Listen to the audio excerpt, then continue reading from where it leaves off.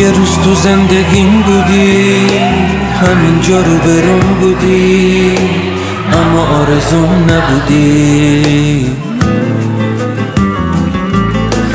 فکر میکردم از آسمون باید بیاد یه روزی اون تا آرزوم بشه تموم.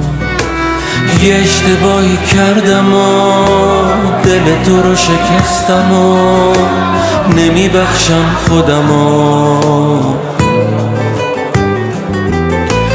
حالا پشیمون شدم و میخوام تو باشی پیشم و حق داری که نبخشی.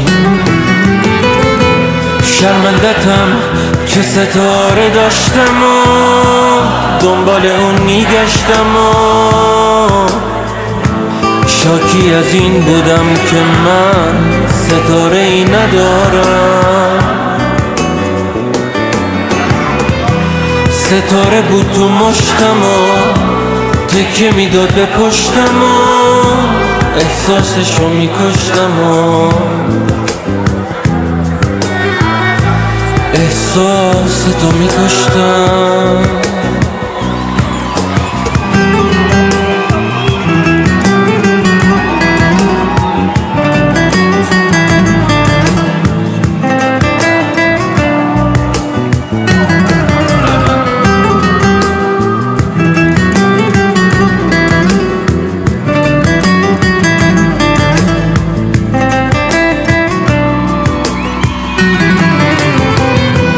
شرمندتم که ستاره داشتم و دنبال اون میگشتم و